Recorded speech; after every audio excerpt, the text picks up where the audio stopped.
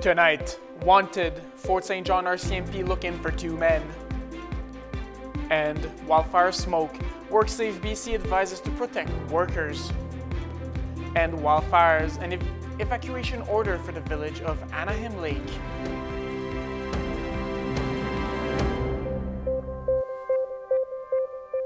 Good evening and thank you for joining us. We begin tonight with a pair of wanted men by the Fort St. John RCMP. Mounties are asking for the public's help in locating Adam Patrick Byrne and Travis William Kowalchuk, wanted on outstanding warrants. Adam Patrick Byrne is wanted on a warrant for break and enter with intent and on 2 warrants for mischief under $5,000. Byrne is described as a Caucasian male with light stubble. He stands at 5 feet 10 inches and weighs 130 pounds. The 40-year-old has brown hair and blue eyes. Travis William Kowalchuk is wanted on a warrant for mischief under $5,000. Kowalchuk is described as a Caucasian male with light stubble. He stands at 5 feet 10 inches and weighs 150 pounds. The 36-year-old has brown hair and blue eyes.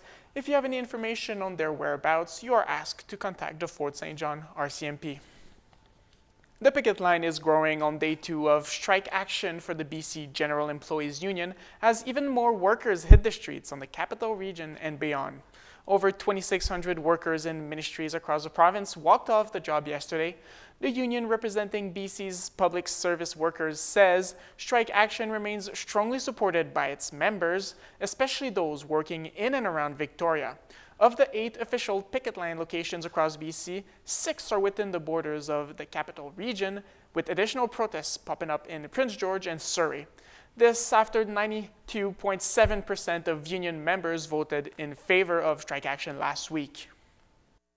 It's not an easy thing to take job action. It's not an easy thing to walk the picket line. This is a last resort for the 34,000 civil servants across the province and the over 2,000 that are out on picket lines today. But I want to be really clear. We have a common resolve that we are going to fight for fair wages, and we're going to continue to escalate.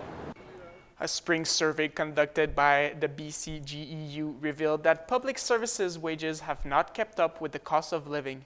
Nearly half of unions members say they're living paycheck to paycheck, and an additional 22% says they need a second job just to make ends meet.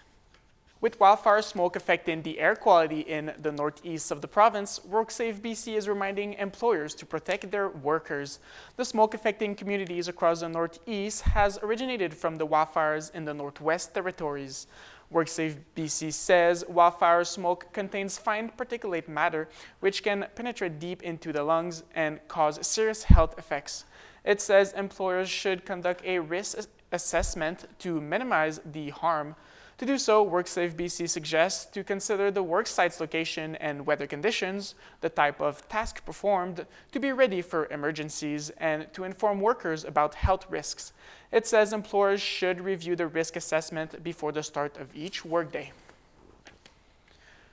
An out-of-control wildfire has prompted an evacuation order for a community in the Caribou region.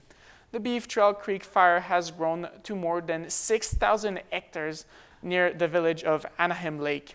It's one of dozens of new fires believed to have been caused by lightning over the last week.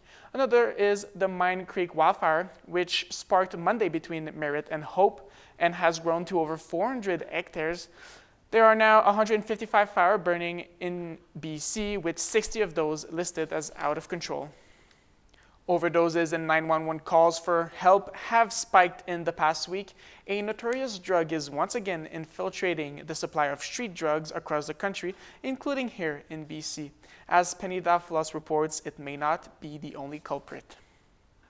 Vancouver's downtown east side has been a symbol of drug use for years, but an estimated 225,000 British Columbians use illicit drugs, and they're all at higher risk right now, whether they live downtown or in the burbs or a small town. Drug poisonings are again increasing in British Columbia. Particularly, we've seen non-fatal events increasing over the summer with a substantial spike last week. BC Emergency Health Services tells CTV News last week saw a 50% surge in 911 calls for overdose compared to the week before. The coroner's service hasn't seen an increase in deaths.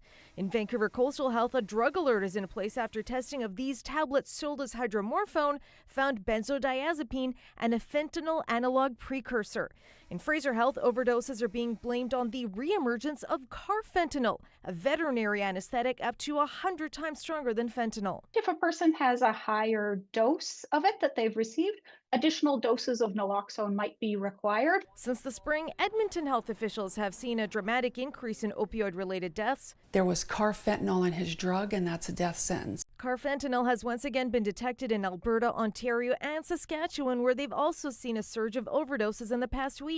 Fentanyl is already so strong that, naloxone really has to work hard to reverse it. And when we look at carfentanil, it has to work even harder. Naloxone kits are free through many programs in BC, and there's online and in-person training to use them. Because it's so important to provide breaths and continue to give that person oxygen while waiting for the naloxone to start to work. Those who survive an overdose may have heart or brain damage and other health complications.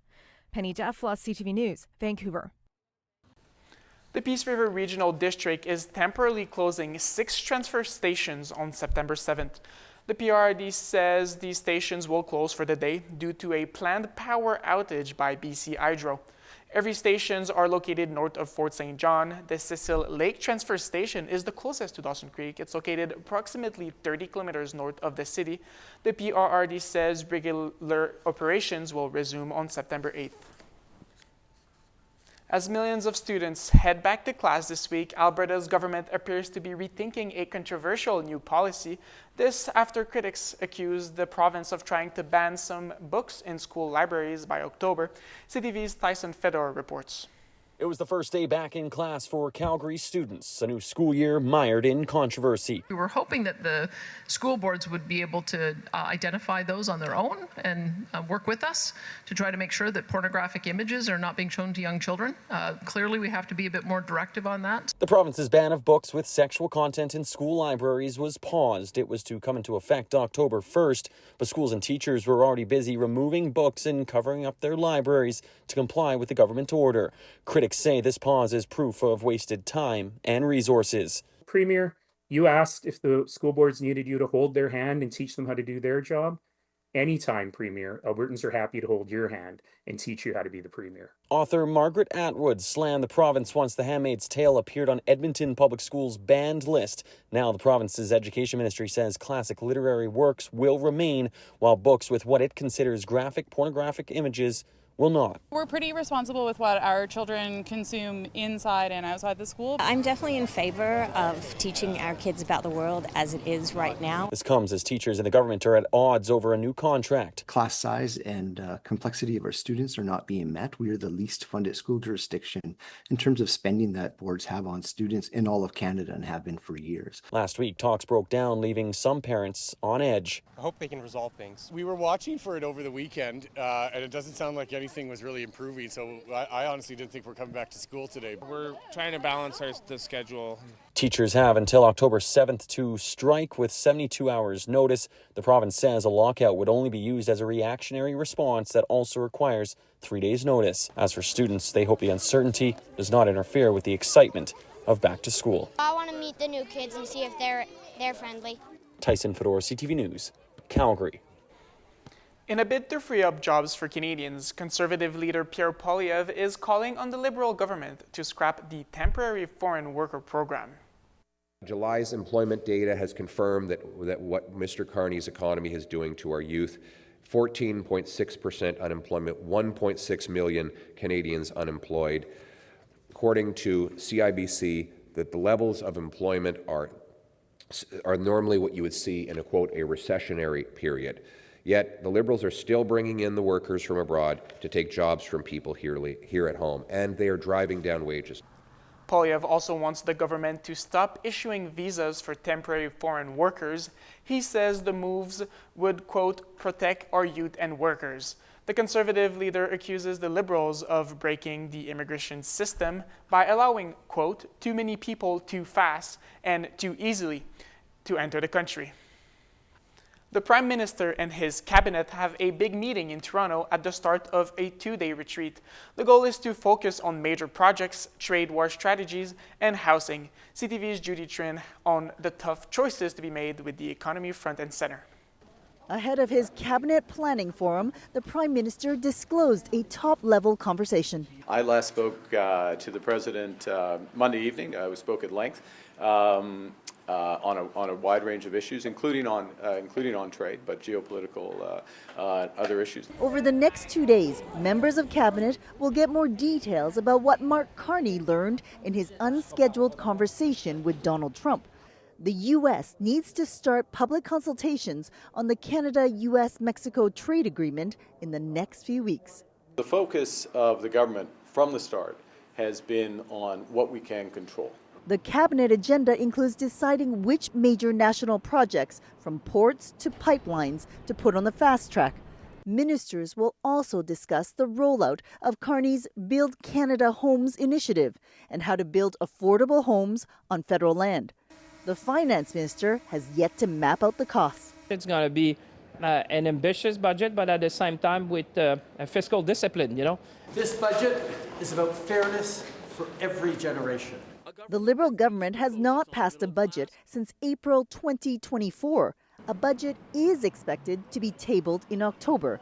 There will likely be public sector cuts in order to pay for investments. The federal government has been growing spending as a whole at over 7% a year on average for over a decade. That's twice the rate of growth of the economy on average. It's not a sustainable situation. So we need to rein in spending. We need to find efficiencies.